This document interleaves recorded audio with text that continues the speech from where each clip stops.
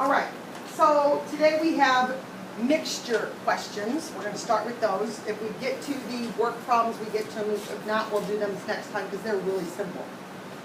In mixture problems, we're going to be doing some literal mixtures and some figurative mixture problems, as you'll see in a minute. Okay. I think setting up a chart does help you organize the information, especially if you've never done a mixture question. But in the end, I will tell you that this is the kind of equation that we end up with. A value times an amount plus a value times an amount equals our total value. This is what we end up with in the end. Okay? So if a chart is not necessary for you, then don't do it. After you see me do it, you may understand how to set it up without using a chart, and that's absolutely fine. Okay? The chart's going to actually make your equation for you. Okay? Your chart's going to make your equation. But as I said, if you do not need the chart, then don't use it. Okay? So, the owner of the fancy food shop wants to mix cashews, which sell for $8 per kilogram, and pecans, which sell at $7 per kilogram. How many of each kind of nut should we mix to get 8 kilograms worth $7.25 a kilogram? So, there's always two things. I guess there could be three, but we only need two. Two things that we're mixing together, and then we get a final mixture. Of the two things that you're mixing together, there's always an amount and a value associated with them. So like, for example, cashews, okay, we have the amount, the number of kilograms, and then we have their value, $8 per kilogram. Okay? So everything you mix has those two things. So when I set up my chart, it basically looks the same for every question. I try to be a little more specific if I can be specific. So I am mixing cashews and pecans. And then at the end, I have my final mix. And then across the top,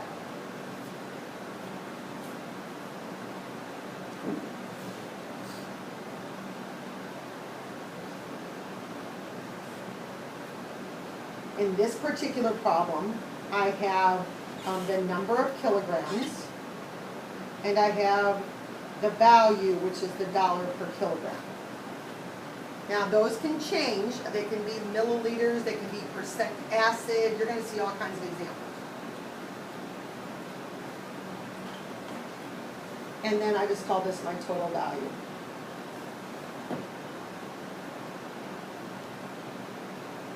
So your basic setup looks like that if you're going to make a chart. The two things you're mixing together, and then the bottom line is going to be my mix. Their amount that you're talking about, the value that you're talking about, and then our total value.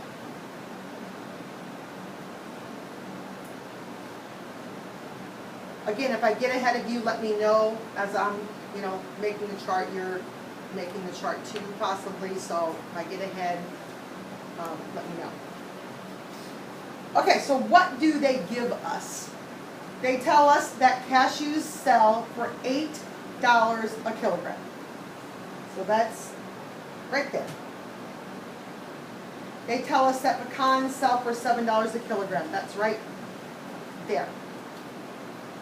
And they want to know how many of each kind should be mixed to get. So our mixture, in the end, we're going to have 8 kilograms worth $7.25 a kilogram. So our mixture at the end, we're going to have 8 kilograms total, worth $7.25. So that's what they give us. We got to figure out what to put here and here. Once we figure this out, this column is just multiplied these two together. Okay? So we got to figure out what to put in these two spots. We're going back to that thing that has haunted so many of us so many times. I know that the sum of these two things in the end is 8. So what am I going to put in those two boxes? Yes, sir? X and 8 minus X. Thank you. When you know that sum, how many are in, the quantity, total quantity in the mix, then you're going to have x and that total minus x. And it doesn't matter which one's which. Doesn't matter which one is which. Okay? But you know the sum of two things, that concept that has haunted us. To get the total value, I just multiply across 8 times x, 7 times the quantity, 8 minus x, so 56 minus 7x, and then 725 times 8. I should do that in my head, that was too hard, easy to do. And I get 58. Once I get my chart set up, I don't like how big that is. That's my equation. 8, oh my goodness. This kind of day I'm going to have, I can tell already. 8x, cashews, plus pecans, equals my total mix. So once the chart is set up, then I get my equation from this column.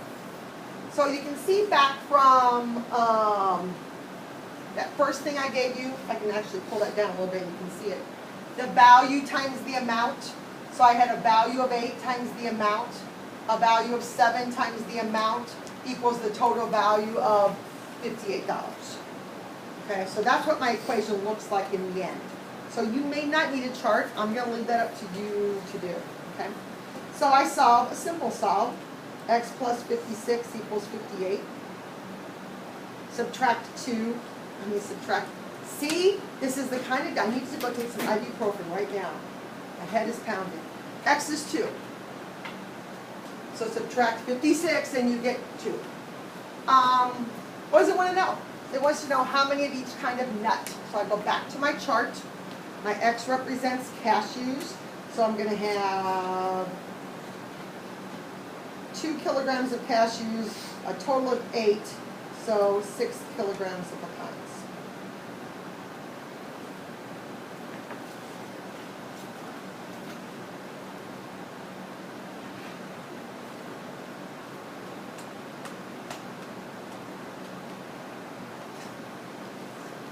Okay, question there.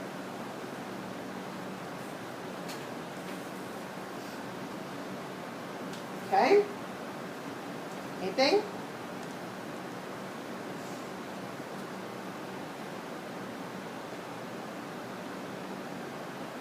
A chemist has, this is a great chemistry question. I don't know if they actually have you do this in chemistry, not probably honors chemistry, but I don't know about regular chemistry. A chemist has 40 milliliters of a solution that is 50% acid. How much water should he add to make a solution that is 10% acid? So think about the two things that you're mixing. You're starting with the solution and we're adding water. So those are the two things that you're mixing. So you're starting with a solution and then you're putting in water.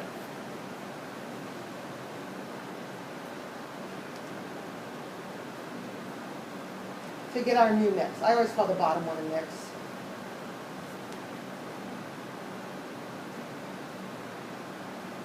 Now this one's got some inferring to do.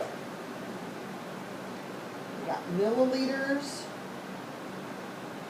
percent acid, and our total.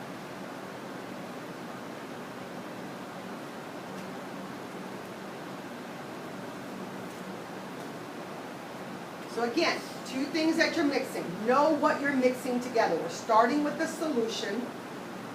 We're going to add water. So those are the two things I'm mixing. That terminology is important. You're going to see that in just a second. What are we talking about? There's always a quantity, so milliliters, and then there's always some kind of value. And in this particular case, the value is the percentage of acid.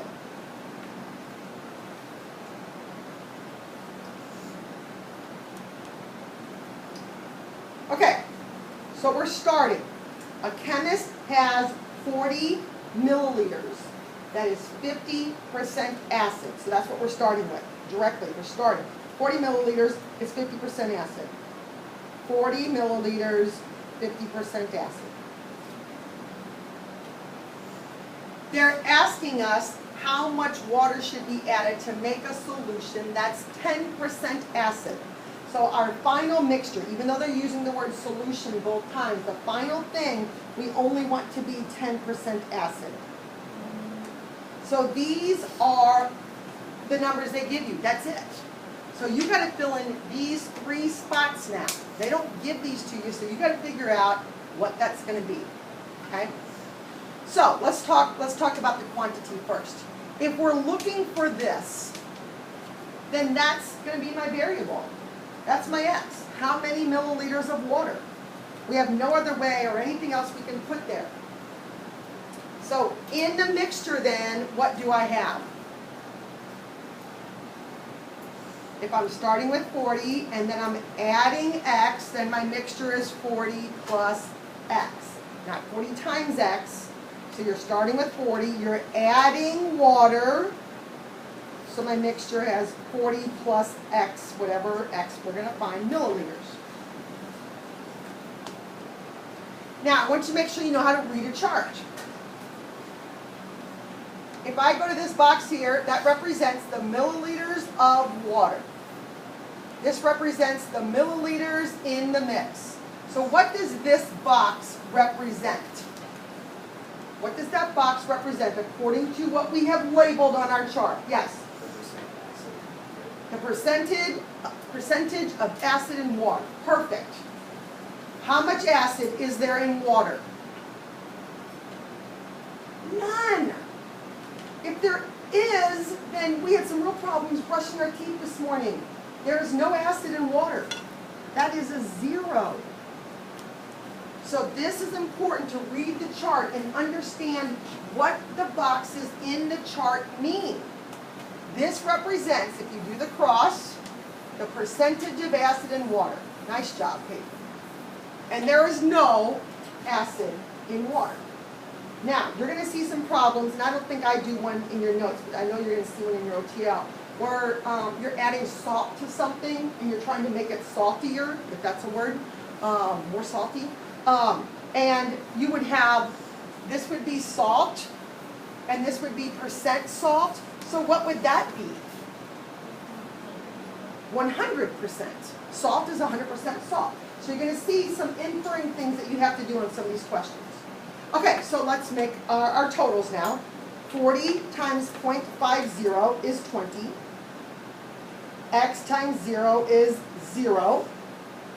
And then 40 plus x times 0.10, you can go ahead and distribute and get 4 plus 0.10x.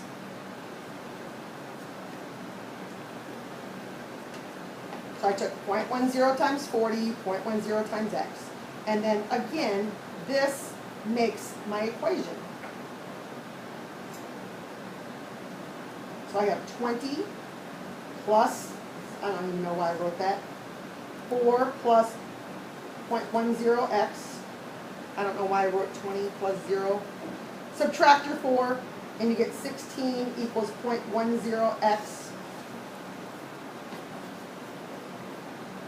And then divide by 0.10.